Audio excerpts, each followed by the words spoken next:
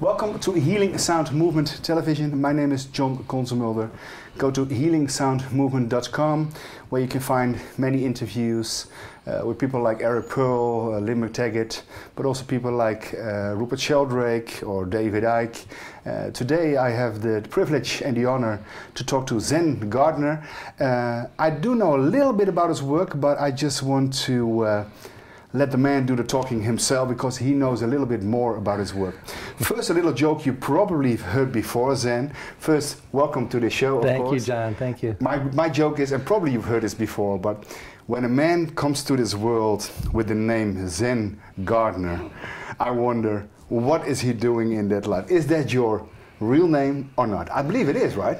It's my real name now. It's your real name now, okay? Because I thought it's the most beautiful name I've ever heard, Zen Gardner. It was given to me. We would love to have you here as a Zen Gardener here in this project. We are here at Centrum Zonnewijzer in the Netherlands. Of course, Open Mind Conference, which we co-host for the third time. The first time they got kicked out of Amsterdam, and I said, let me do it.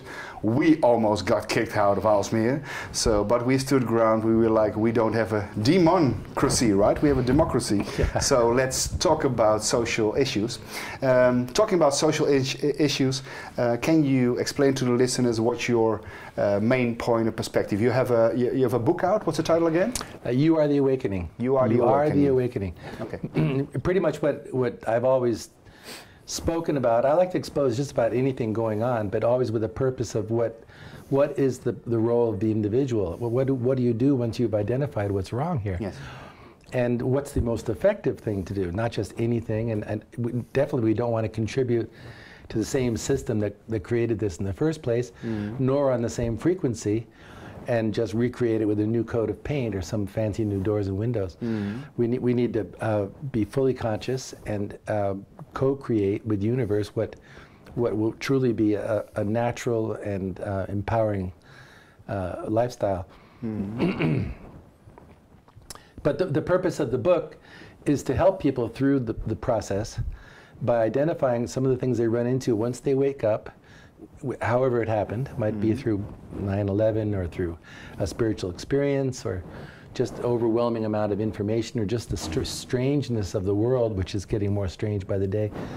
Finally driving them to the point where something's up, and then they find this new world of alternative information, and things start to make sense, and the dots connect, and then they move into the next phase. And I like to help with that. I like to try to identify what's going on right now, what's going on, what we're all sensing, because we're all in the same cosmic field. We're all undergoing the same things at certain energetic levels. But even geopolitically, what's happening in Holland is happening in England, is happening in Australia, is happening in Canada, it's happening maybe in slightly different ways. Yeah. But the clampdown is on, and it's taking on new forms. It's getting more alarming, but at the same time, we don't want to get on their frequency and respond in fear, or in a way that's just going to be spinning our wheels with actions that really don't have consequence. So I'd like to take it from the spiritual level primarily, where people can really operate from a place of peace, yet at the same time find their warrior identity, to let their true authentic self arise, and encourage them to lay aside any hindrances, and it's going to cost. It's not going to be easy. No. Your old life will have to die. Our old concept of ourself has to die, not just step aside, like but a die. Rebirth. We have to, and it's going to be a continual process. It won't be easy, and it's going to get more confusing. But that's why we're finding each other, and a lot of people are finding that, oh my goodness, this is my real family. And people who were, even people I spoke to, a couple of guys today at the event, and one guy, he said, this guy, he and I were enemies. We just didn't like each other. And now he and I are the only two people that are awake, and a whole bunch of people. He says, and they're best friends. Because they're different people now. the old person died or is dying. Keep your friends close, but your enemies even closer. Yeah. It works. Yeah, perfect. But maybe interesting to a little bit of a remark and a question, combining those two. Yeah. Yesterday I had a talk, actually here, we were sitting here with Dr. Joe Dispenza. Really? And we talked about consciousness, non-local infinite consciousness, transformation, change. Yeah. And I asked him the critical question on purpose because I knew he would nod it in. I asked him, okay, Joe, that's all fantastic that we need our intentions and motivations, and we need emotions to couple to those intention and motivation to make it real. So when the student is ready, the master appears. That's all fine. And I just a little bit of devil's advocate. I'm going to be one for you now as well. Yeah. And I told him, but that's individual change. And of course, Gandhi was saying, be the change. That's fine. I believe I already knew the answer to what he was going to say, but just tickling him. And I said, but that's fine. But if we are all those changes and we are our own placebo, he has this book, You Are the Placebo. If we are our own epigenetics, if we are our own change, that's fine. But isn't it almost like a soothing effect, as if you have gotten lithium in your drink and you're all Zen Gardner. I'm being critical here on purpose, and so don't hit me afterwards. And you're at ease, and you're all spiritual, and then all shit hits the fan, and nobody steps up to do something. So what about if this is a persistent illusion, this reality? If it's a multidimensional holographic reality, as some people say, that's all fine. But if shit hits you, it hits you. How do you deal with it, and how do you go about creating collective consciousness? We have a consensus reality, we have individual change, but if we do not, I like the word you mentioned, the warrior, if we don't step up to implement the change that we actually need for a better, more sustainable, more spiritual world, then how to go about this balance between internal change and actual action for the greater good for all humanity? I know we need 2 hours and a couple of wines to get this question, but no, it's a really good question, because that really is the dilemma. Yeah. And I don't even know if the word balance applies, because each has its place, and whether there's some kind of equilibrium, I don't know if that's even the right paradigm. It's like, I know I need more so-called balance in my life. I want to spend more time in nature and do more grounding. I've been working very hard, very intense, very what do you call it, information-oriented, knowing I need, and I'm going to be going to France for a few weeks and just pulling out. And that. By the way, just keep seated, but I see your microphone has dropped a little bit, so it might catch more of your shirt than your voice, so I will change that. So, move on. It's okay, it's got a smart shirt. your shirt sounds great, by the way, but still. So the balance between, you're saying between information coming in and then how we process it in a meaningful way. What to do and also with it. handling the shit when it hits the fan. Yeah. It's a really good question. I was just speaking with someone here. When economic problems hit, for example, they're talking about the migration agenda.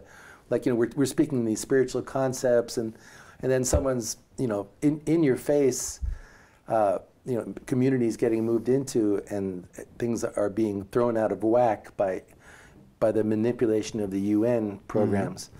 I'm not talking about even the Islam, blown up Islam issue or any of that stuff. Or people losing their homes, losing their jobs. These are very real.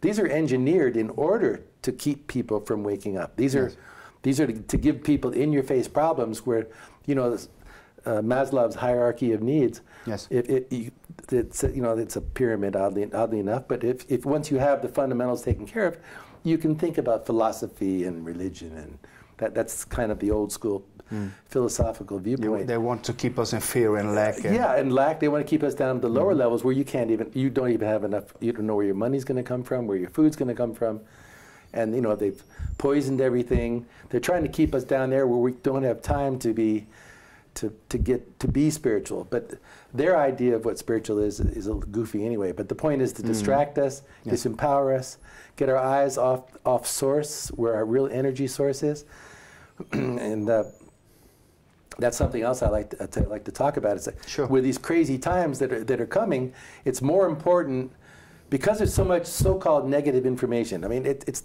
information is empowering on its own, but a lot of it is just dark.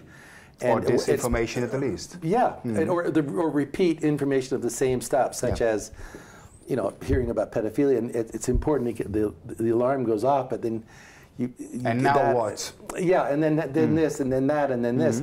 Well, we have to be sure. If let's say we're like a solar battery, we've got to face the light source to be charged. And if we turn away from that for too long, and our battery gets too low, well, there are very living spiritual forces going on. That when your power is low, their power is enabled.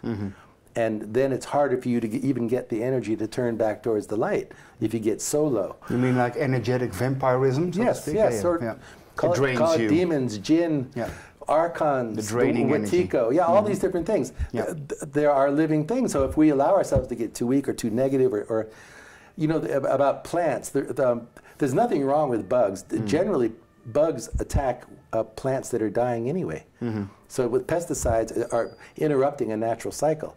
So they're only going to attack something that's dying. Well, similar, these sort of energetic forces, these parasites, they'll work on something that is sickly. So, and then once they attack, you get more sickly. So it's a vicious cycle, which is all the more reason. The conclusion of what I'm saying is we've got to stay charged. Yes. And okay, we can take a look at these things, but know how much you can handle and how much you can't handle. And be careful, because it's like watching television. I hear all these awake people telling me, oh yeah, I know it's bad. It's got the alpha wave thing and mind control, and it's watching me and stuff, but I'm aware of that, and so I'm going to watch anyway because I know what's going on. That's insane. You're turning on a mind control. They are smarter than we are. We don't play on their playing field. We cannot. It's like saying, I'm drinking the last sip of the poisonous beacon, but no problem here because I know it's poison. It's sure. I know. I know what you're trying to do. And then you die, you're like, what happened? Something like that. I know you're trying to kill me. I know. I got you here. It's like that a lot. It's sad, but we have to be. It's like when people find out about the health issue and GMOs and aspartame and high fructose corn syrup and all the additives and stuff. I tell people, it's not a happy thing. You have to eat defensively, but that's the nature of the beast. We are in a warfare. This is a very trying time, and it's going to get tougher. Warfare for our conscience, for our souls. For our souls, and for the souls of our children and our grandchildren. This is all stops pulled. We have got to go full tilt into this, and hopefully our example will get other people. Just lay aside all the nonsense, and don't worry about who's going to pay the bills in that. Move in the direction you're supposed to, and things will fall into place. Be the change and do your thing. And it's not that spacey or woo-woo, and things will come along, and we have to be practical, but we can help each other, and we can make this work. Do we have to be the eye of the storm? Or is it something different than that? Kind of. It was funny, we were just talking about that the other day. I'm not a telepath, by the way. It's just synchronicity kicking in. We are all telepaths. This stuff's going to be awakening in us, And we're going to start, what did you say? Because I didn't say anything. Yes, you did. I'm an unconscious psychic. Let's put it this way. No, really, we all have amazing gifts. We're just finding out. Very exciting time. Kind of the eye of the hurricane, I guess. We do have the peace in the midst of storm kind of thing. We have, but the only way, it's like you don't hold back and withdraw to find peace. It's really, you paddle into peace. It's like we're in a cataract, a torrential river, rocks and everything, and we each have our little kayak, and it's whipping along. And if you've been kayaking and you practice, you're staying in decent shape, it's fun. It's so like you're saying going with the flow or being the flow doesn't mean the river isn't rough. Good. I should write that one down. For the next book. I have no copyright here. I put a quote up every day on my site. So no, but that's a good one. Exactly. And it looks like, but if you fear it, it's like any sport. You lean back on your skis, you're dead. You have to lean into it. Surfers love hurricanes.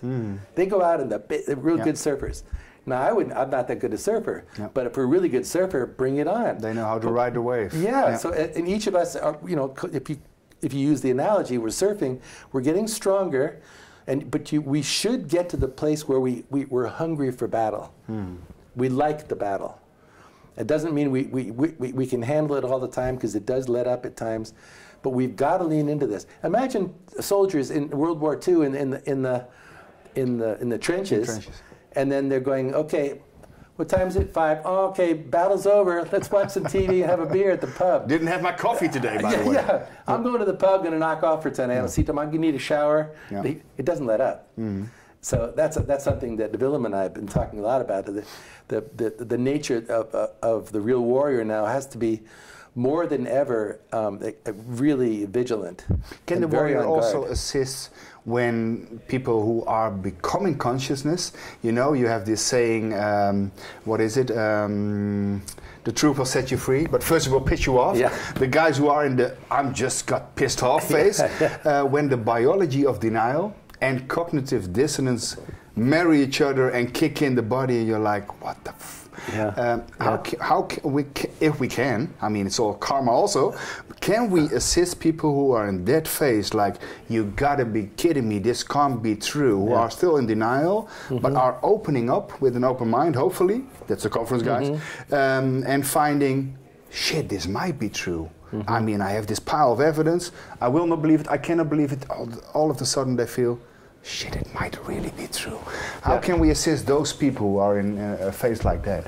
Well, that's what I just happen to have. I didn't bring this for the interview. You have an assistance package with you? The book. This is exactly why I wrote this. I'm holding it like this so we can, I can't zoom in because there's no cameraman, but at least we can do this. So. But that's exactly why this is put together. You are the awakening. And I've been writing for 9 years, many articles on many things. I selected the best articles I considered, at least the beginnings. There's going to be several books. Yeah. But when somebody wakes up, the symptoms, what they're going to experience, as I perceive them. I mean, there could be better explanations. And then what you're going to run up against. And then what you start to perceive. You start to notice, hey, language is weird. Or areas of research that you start to bump into in the, the rabbit holes, they call it. Yeah. And then at the end, the fourth section, take action. Now, go, what do I do with this? Well, for that question, I deliberately put this book together. Great. It's #1 in its category on Amazon, all 5-star reviews. Wow. One sweet lady walked up, said, I read it 5 times. It's on the side of my bed. And the reason is I'm very excited because it is a very effective tool. It's from my heart. I don't hold back on any issue. Yeah. But whatever issue I attack, and they're little articles, so you can open up to one, just read it with your coffee in the morning, just get a little, something, a little reminder. It's just, it's a little handbook, a little daily something. You know why I asked the question also? Because it's great that this is there and people just read it because it's all there.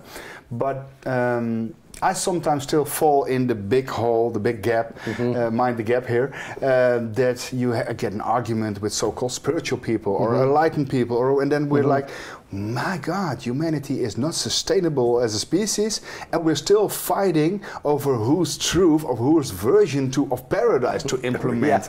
My God, are we salvable? Can we be saved? So what about the human condition? What have you learned about the human condition that says we want change and still fights over each other's properties for what change should actually be and how the world should look like? Yeah, great question. Another bottle of wine in 2 hours, I know, but still, I'll be good to go. It's a really good question because it's similar to the question we talk about the information that are you awake or just informed? Information can go round and round and round, but are we transcending it to meaningful action and a really changed life? Do we step into a new frame of reference? Exactly, and we should continually. It's not a one-time thing. We have to be willing to continually morph, let go. Even if you get a new identity, let that go if need be. Don't hang on to your issue. Oh, but it's all about 9/11. No, it's all about this. Let go. All these different vectors are for us to learn about and learn from, but also learn to work together. And learning to do that, I think, is going to have a lot to do with what kind of a new world, like you're implying, or a new economy, new everything. Not a new world order, guys. That's something else. Okay, look that up. Yeah. And don't use sustainable. The new world order guys use sustainable all the time. Even though it's a good term. You mean the greenwashing? The green machine. The church of climatology. Yeah. But anyway, you were saying about how it should affect people. I want to get back to your original point. Can you guys tell us what the question was again? No, we were talking about about the human condition. Yeah. That always kicks in when we want change. We even fight over what change we want and what kind of paradise we want to implement. Right. So how do we get a consensus opinion, still holding our own ground, but still acting as a collective on a higher frequency level, or better world? What's the better world issue? Yeah, I don't think you can engineer a consensus, or even you could perhaps look to see if there might be some things in consensus. Maybe we don't need a consensus. Maybe we don't need one. It's like it's sort of like we want is sort of a natural organization of things, but which we're learning is sort of things stay in flux. You don't get it once and for all. And we've learned the hard way with hierarchy, and the design of this stiff social structure. The reason for that is that they're not creative. These people are imitators. They're what's the word when you make something out of plastic? It's not real. It's synthesized. And they're imitators. So what we're seeing is structurally dead. That something called entropy. Where it's the breakdown, where they live off the energy of the breakdown of the natural. So they love chaos, therefore. Well, in a way. Well, actually, they love the destruction. Yeah, they love the destruction of natural order, but not just natural order, natural generation of order. The regenerative process, they suck the energy out of. But we have it at another level where they can't get to it. Now, ultimately, the plan, if you want to call it the Illuminati or these vampiric forces, is to contain and control our consciousness more than our actions. It's our consciousness, and all the resultant energies or accompanying energies. They want to live off of that, but most of all control it. But ultimately, they cannot touch call it the higher levels of our consciousness that we ourselves are just learning about, and they don't want us to learn about, which is why we're having a struggle. Some people are calling higher self. Yes. But there's levels above which they're trying to block it. They're using electromagnetic waves. They're using scalar weapons, CERN. They're using crazy stuff to try to cut us off, because there are other energetic forces that are at work that we're coming in line with that are helping us. I don't know if you know, 2,500 years BC, around the same 50 to 80 year time period, lived Buddha, Confucius, Lao Tzu, Zoroaster, Heraclitus, and the early Greek philosophers before Plato, and a few other characters, all within the same time frame. So these cycles come around, these energetic cycles, and we're in one, but I think history is more of a spiral. So this is a greater, higher energy. We're being given an opportunity to break. We have a fractal in time, you mean? Yes. And we're being handed an opportunity, because we have free will. There's proof right there, to break this cycle in many ways. That I don't know if it's break the timeline or fracture what have you, but and we're being given that opportunity, and it's not going to take a majority of us.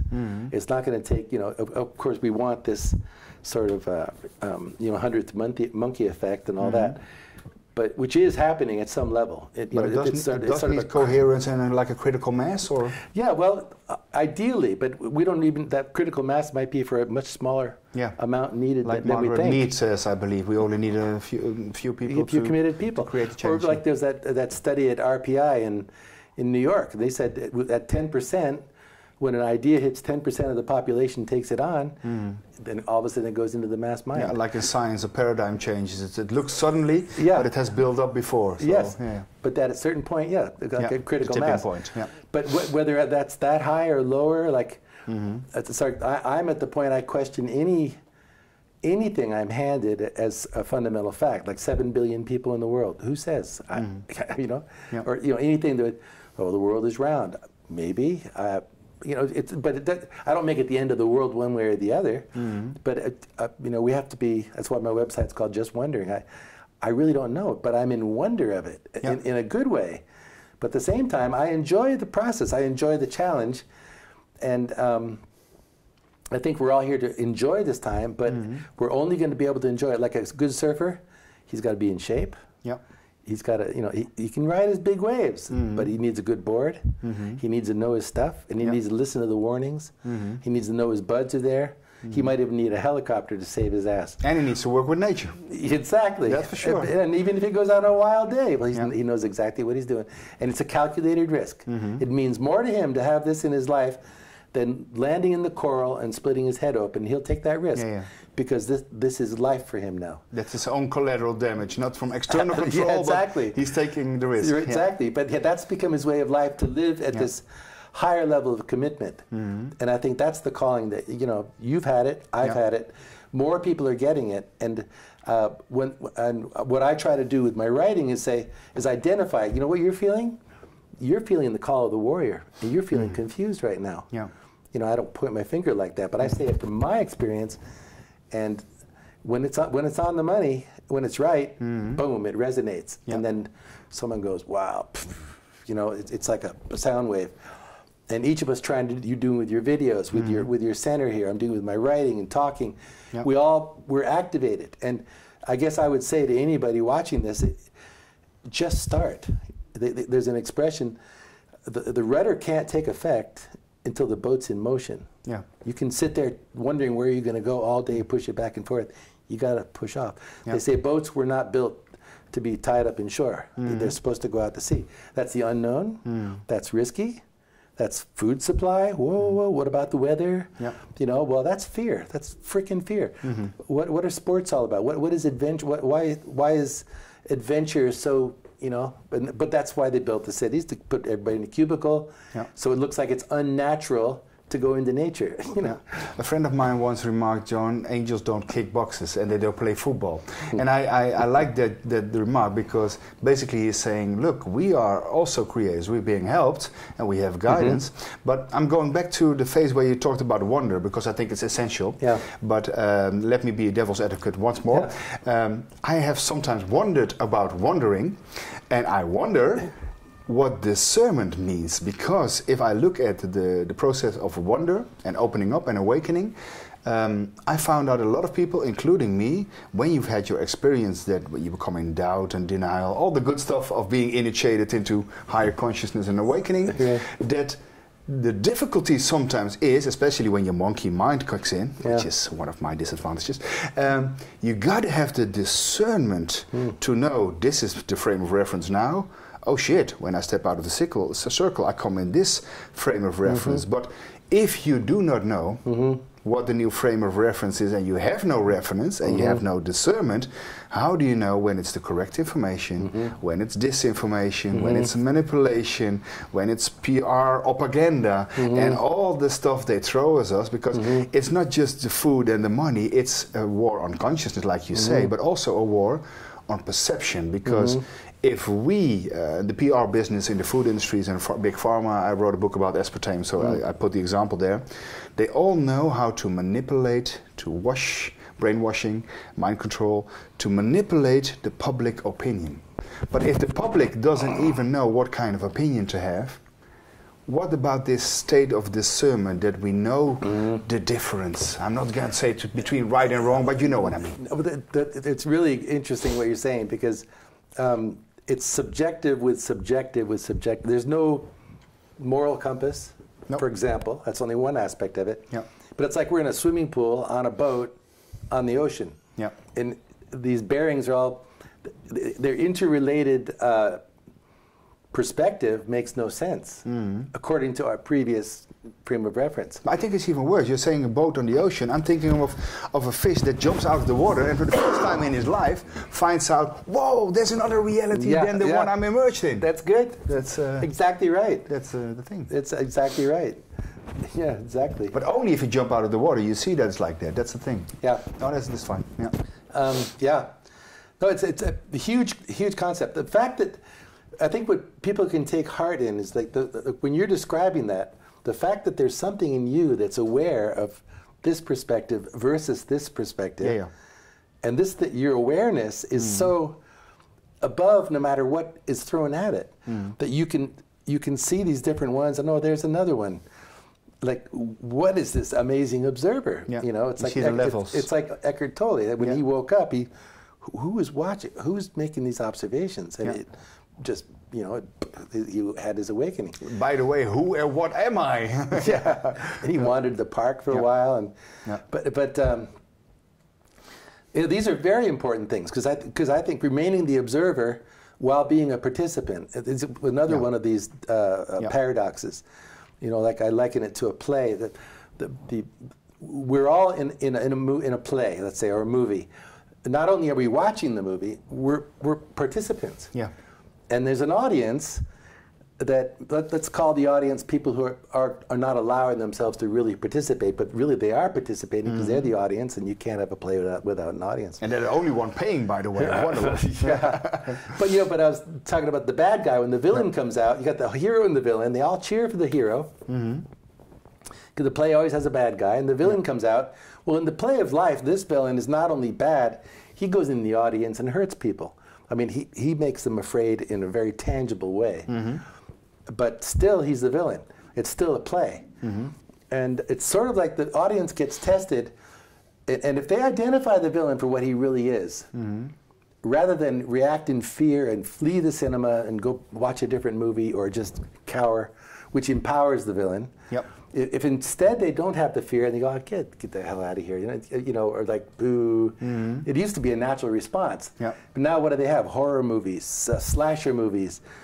People want the fear. They want the trauma. The social engineers have really reversed the flow. But when the audience wakes up and the other players in the play wake up, the villain shrinks. The light of truth, in a way, you know. I mean, the analogy has, you know, it's a little rough, but we empower the negative. This is very much the Wetiko understanding of the mind virus, which the Native Americans called Wetiko or Wetiko. It's empowered by our yieldedness to it, by our allowance of it. And when we have the Wetiko virus, one of the symptoms, the way Paul Levy explains it's a blind spot. You think you can see fine, but it's really a blind spot. And it's similar to these plates of relative reality you're talking about. And we think we can see it, and even now, we think we can see a lot of stuff, but I don't feel like I can see everything. I feel like I'm half blind, but I'm feeling my way through this more than anything. I'm not seeing as much as I'm feeling. I get images and pictures, but I'm sort of feeling my way in a dark room, and we're all feeling it together. And you know, the story of the blind man and the elephant. It's very much like that. And so, but I've never seen a man with a blind elephant, by the way. But that's a completely different story. But the man and the 5 men and the blind elephant. How would that go? But continue. That's a good idea. Oh, brief interruption, by the way. But when you said that a minute ago, I was talking about my talk I had with David Icke, and he said, yes, John, that kind of fear and negativity is actually a feast to them, you know, who they are. But that's very important, so we got to, higher the frequency. I think it sometimes sounds too much spiritual. It sounds but you know what I mean. It's awakening. It is. So. And they call that loosh energy. And very interesting, because I find those concepts, there's good loosh and bad loosh. Like the bad loosh is obviously football game, war, horror movies, pedophilia, you know, and then death and the cancer industry. They love that. But the good loosh is when we get together and we laugh and we hug and we love. That good loosh is very, very powerful. But the same with arousal, because you can have negative, let's call it good and bad. You can have bad arousal states, but you can have very good arousal states, and let's not call it Kundalini or whatever, but you know what I mean. Exactly. To wake up, not just intention and motivation, like Joe Dispenza also talked about, but couple this with a transformational energy and emotion that actually creates the change and transformation. That's so true. Understanding these energies is so important. I love Joe Dispenza's work and Bruce Lipton.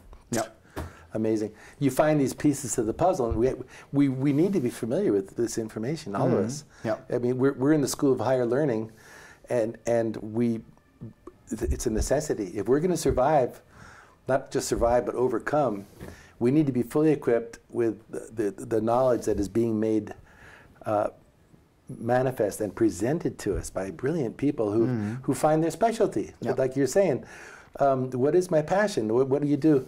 Well, for Joe Dispenza, look what he came through in his scientific background. Same with Bruce Lipton. They came through these backgrounds, and then, wow, they served up this understanding in these fields.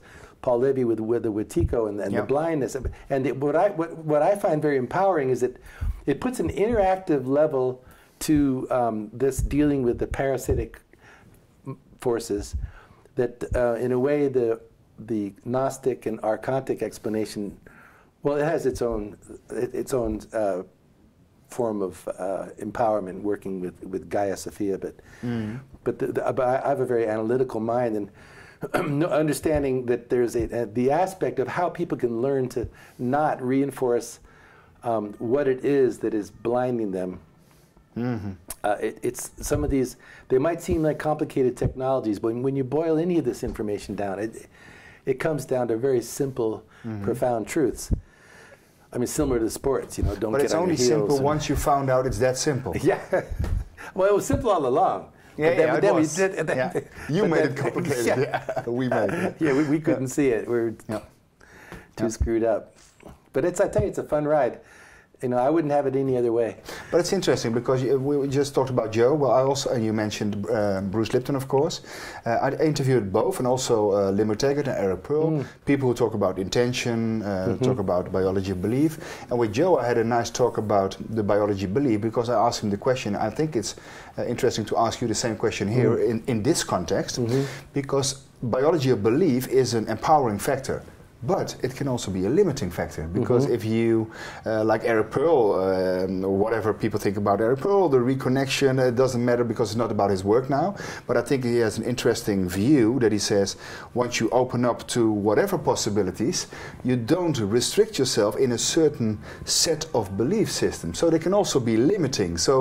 But that's a problem if you need to believe in something to have ground for a new frame of reference. Oh, there's this new God, there's this new Allah, that's my new frame of reference which I can believe in. Right. To have discernment in the first place, and now it's wrong to believe in anything. So how can we open mind conference with an open heart, and still be aligned like a laser with coherence to see what's going on and to be in a very vigilant state while we are in the eye of the hurricane? I know this is a damn question to answer, but I just want to try to... I wish I could rewind it, because at the beginning of it I was going, oh yeah, that's, I'd love to comment on this, and then you kept going. People always lost me after 2 sentences, I know. No, then the second part was so fascinating. But that biology of belief, that it's sometimes empowering and sometimes limiting. Yeah, this is the really beautiful...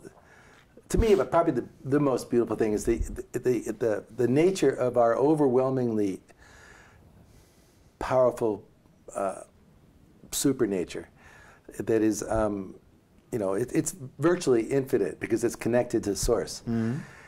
So no matter what biological limitations, even mental limitations, even spiritual limitations, they're all overcomable. Yes. There's something in us that is essentially transcendent to all of this. And otherwise, I think we would feel almost like, we'd have the victim mentality. We'd be looking at this, we'd be analyzing and trying to, which is pretty much the mentality, I guess, of unenlightened humanity. It's like trying to figure it out from the underside, and we're just the subjects of this chemical process. I mean, it's what you get that through Darwinism, you get it through scientism, you get it through all the materialism, reductionism, yeah, sure. All of this, they teach you you're just a little worm, and we need to learn. And one day, this will happen, and one day we'll understand what is the sun, and one day we don't even know what gravity is. That's how little, that's how unempowered we are. It's like I said today in my talk that. It wasn't clear in my comment. It was, this hyperbola of information. When people are pursuing truth informationally, it's like you never cross the axis, but you never get through the other side, which is where we want to be, to get through the realm of answers, manifested change, tangible consequences in a world that has needs now. Yep. And in order to get through that, we're trying to expose 9/11, and it just gets delayed, thinking that they have to respond to us and say, yes, we did it, we're sorry. Or everybody in the world gets it now. Yeah. But they've had 16 years to go ahead and do what they wanted to do anyway. Yeah. And if you're in a web of the seed of lies, you won't go back to that state. Look at JFK. How many years ago was that challenged? Right out of the gate, people knew something was wrong. Yeah. And now it's virtually proved. But has anything happened? Has there been Martin Luther King? It was proven, and he was vindicated in civil court that the CIA did it. Yeah. How many people even know that happened? Never mind, did it empower? Yeah, we need to revamp the CIA. And, well, Kennedy tried to change the CIA. Look what happened to him. Yeah. We don't need their affirmation to tell us what the truth is. People fighting for disclosure, like, drives me nuts. Oh, you're finally you think it's gonna all be over the minute everybody. So you're saying, as soon as Obama says yes, we have UFOs. Wow. Well, do you see now? You're saying we don't need to win the battle and still lose the war in the end. Yeah. Well, the war is this. The permeation of this axis, call it this. Let's say we need to get on this side where things can manifest. That's where the answers are, because it's not an answer to something. It's the being of the next thing. And what people are hinging on a response. They're hinging on validation. Yeah. Acknowledgement. Acknowledgement, and as if the nature of, call it evil, is going to say, yes, I've been a bad boy, I'm sorry, I won't do it ever again. And even if they do it, it wouldn't be the final solution in the end. We need profound change. Yeah, they'd keep it in the system. Assuming the whole thing's a deception, which it is, it's just playing their game. So in the information field, a particular frustration I have is people are playing into that by the way they're approaching it. They're reinforcing it. I don't care how alternative it is. Whether it's pedophilia or whatever, and you're banging on the same door, in a way, you're appealing to the very authorities who are trampling on you to please change. That's the definition of insanity. So what we need to do is manifest. We go right through the thing, like reverse osmosis. We go right through the membrane of this axis and stop getting diverted, because a hyperbola, that line approaches the axis for infinity. It never reaches it. Never even touches it, never mind go through. That's why that concept to me appealed, because these are all avenues of futility. And actually the article I wrote is called Infinite Futility on the Gordian Knot. You know the story of Alexander. Whoever can untangle this tangled ball of rope shall be ruler of the world. He looked at it, pulled out his sword, went boom. Okay, let's move. It's like weird illustration, but pretty profound. Like, did we tell him the rules of this game? No, we didn't. No. He goes, "What rules?" But we have to be like that. That's a very Zen answer. That's why Zen appeals to me. It is a beyond mind. It confronts the whole condition to where any good teacher is not going to tell you the answer, because there is no answer. It's an experience. Yes. Can you convey experience by words? No, you have to have the experience. So what do? You put up arrows. It's out there. But what is it, Master? It's out there. But Master, bang, it's Zen Master, whack it with a 2x. But Master, I wanted to I'm going to study for 8 hours. Oh, then it takes a year. No, you don't understand. I'm going to study for 20 hours. Then it takes 20 years. No, you don't. And all of a sudden he gets it. Like, oh, that's not it. It's the experience, stupid. Get off it. And stop treating me like a guru. Anyway, there's going to be a lot of traps and pitfalls. We're going to run into a lot of, speaking of this, because we're going to see leaders arise, even in the alternative movement, and then find out that they're made of clay. It's darkest before dawn? Are we in these times? Yeah, but I like to say it's actually coldest before dawn, because the temperature drops and drops and drops, and the warmth doesn't show up until later. The darkness, the dawn starts to break, it eventually gets lighter. But one thing for sure is it's coldest, which is interesting, because that's like your entropy, the energy, and then the sun brings the radiation. And I think we're in the upswing for sure. there's something really cool happening. And it's funny, I read a lot, I study a lot, I have a very analytical mind, I absorb a lot, but I still couldn't, you can't quantify the awakening kind of thing. Call it the awakening. Some people want to call it the quickening, fine. But you can't prove it to anyone. And I get a lot of criticism because what I sounds like to some people very Pollyanna because I'm so positive about things. The reason I'm positive is it's the truth. Truth is positive. There is no positive, negative. It's either non-judgmental. It's a truth or it's a lie. And if it's the truth, that's a turn on. That makes me happy. And I know a lot of truth. And it's pretty simple. And it's available. And ultimately, it's each individual's awakening that matters. And what happens to the whole package, the whole earth, in a way, doesn't matter. So it's what you do, it's what I do. Does that automatically mean that we don't need a revolution, but we need a natural evolution? Yeah. So we are on the right track, although maybe we think we aren't? Like you just said, it's almost like we don't need an evolution. We need to acknowledge that we're evoluting. Like, you know what I mean? It's more than even just, we need to do. There's no do. Like Yoda said, don't do, be. And that's profoundly revolutionary because then we're letting the warrior arise, whatever you want to call it, the authentic self. And the thing about that is when that arises, the attachments have to go. If you're going to move in the next realm, it might be a spouse, it could be your children, it could be your whole environment. It might be a sense of who we are, a personal perception. It might be something we're really into that's holding us back, that we say, oh no, this is the thing, this is the thing. Even if it's so-called alternative, that doesn't make anything right. Ourself has to step aside. And we have to, the thing about the awakening is it's a continual process.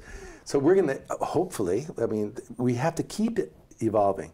And like I said today, what excites me is not just the fact that new people are having an awakening experience and making major steps out of the matrix into the empowerment of this morphic field, whatever you want to call it. Those who are already in it, like you and I, we can't stop doing what we're doing. We are driven, and we're awakening more. And you have a new responsibility after you awakened. Yes, but our understanding and our awakening grows every day, and we're hitting new challenges, but we keep growing. So it's not just either or, matrix, non-matrix. It's like I likened it in a recent article to ice cubes in a bathtub. When they start to melt, the ones that liquefy, the ambient temperature raises, and slowly they'll all melt.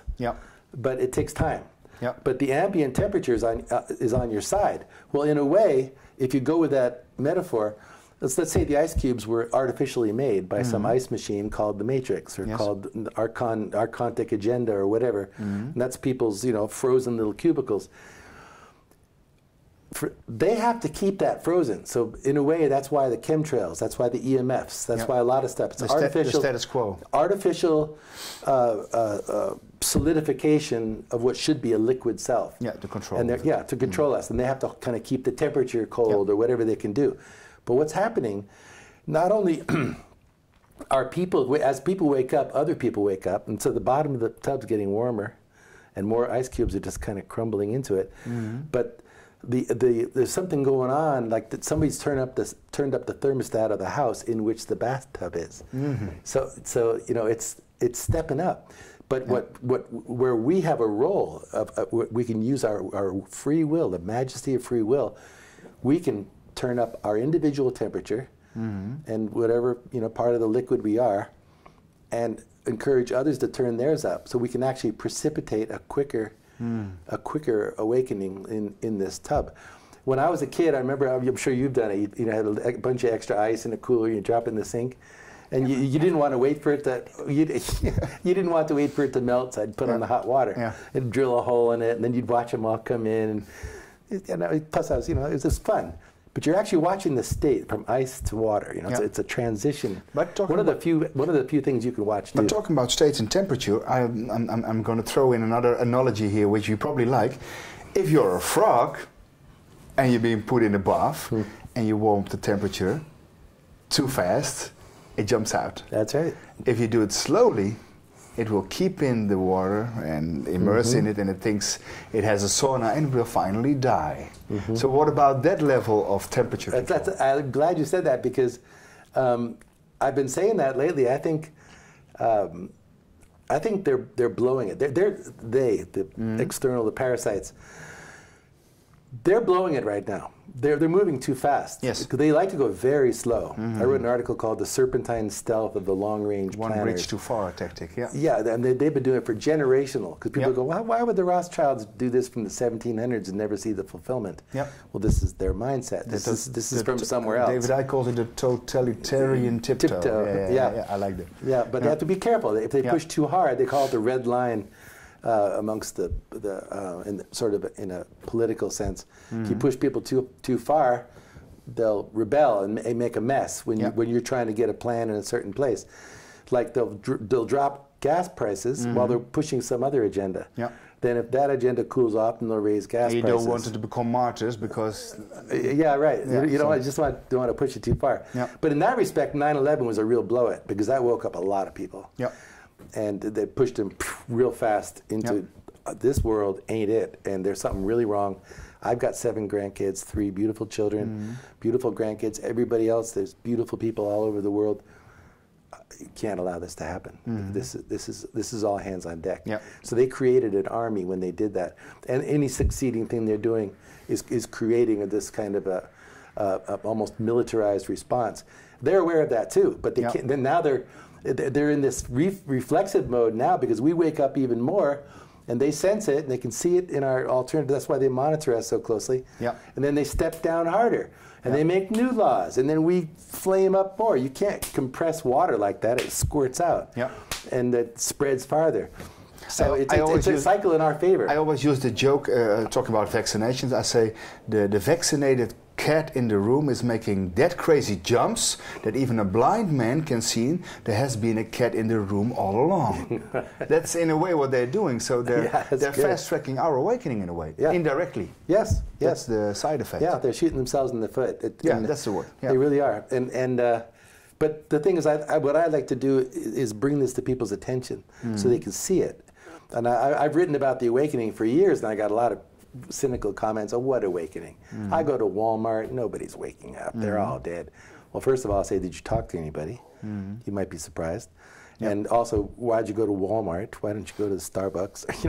Anyway, but not just that. But if you don't want to see it, and you're cynical and your vibrations are low, you're not going to notice it. But now, I'm telling you this just recently, and I noticed it on my trip up from Uruguay.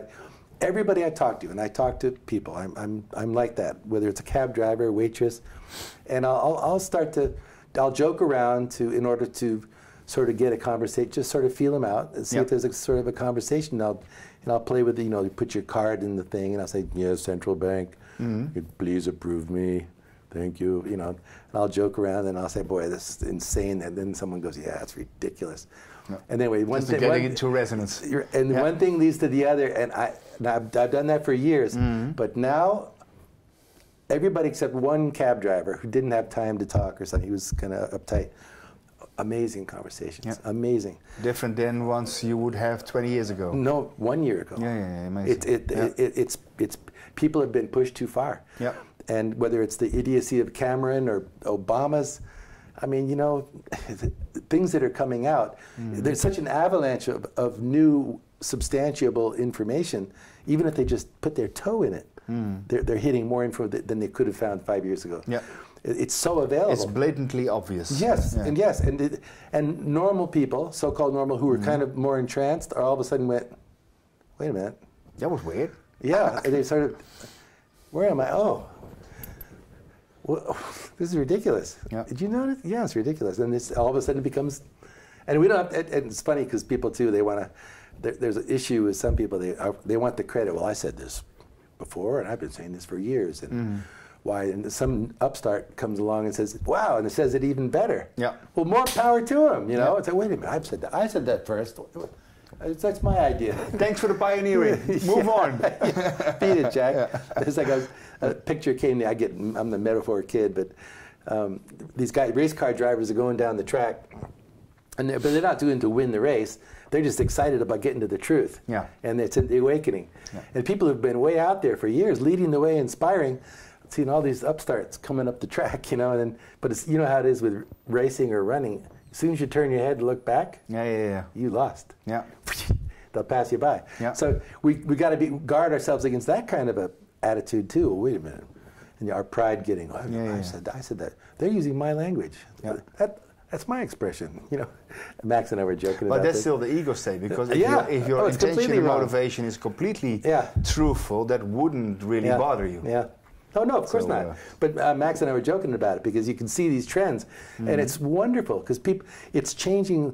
Everything each of us does changes the landscape a little more, and it's morphing, and it's overlapping. And even the language inside the mainstream world, you're seeing the use of things like Zionism and now holocaust. Wow, that's a pretty powerful word to leak out there, because and they don't like it one bit. You know, all kinds of, the Matrix is a very common metaphor for that was kind of alternative. Now it's very common. Geoengineering, chemtrails, conspiracy. Even the word conspiracy. You don't hear the theory. You don't hear the word theory. Which, by the way, means conspira, which is to breathe together. I like that. When I found that out, I thought, well, that's interesting. I like to use the word, because I think that needs to be in the lexicon, and the stigma will fall away, because they're using it themselves. With the banking conspiracies, I'm seeing it in news stories. But anyway, we're being given indicators, and I encourage people to learn to identify this for your own encouragement, and to get your personal vibration to where you're feeding off the good change, but not unaware of the nasty stuff. So Gandhi was right, but it depends how you interpret his words. Be the change. Be the change, be the right change. One is what change are we talking about, and what's the way of being that change, of course. Exactly, Okay. Zen, I want to thank you for your time. Thanks, John. For this amazing talk. For the people at home, you are the awakening. Yes, you truly are. But it's also the title of the book of Zen Gardner. Go to zengardner.com. If you hear applause, it's probably because either an airplane crashed into the building, or it's the applause at the conference going on. So we have to go inside to the big room. But zengardner.com. For our work, go to healingsoundmovement.com. And for the Dutch listeners, centrumzonnewijzer.nl. That would be roughly translated to centersundial.nl. But that doesn't exist. So centrumzonnewijzer.nl for the Dutch listeners. And thank you, and see you next time. And for the Dutch listeners, ik hou van jullie. No more words. Thank you.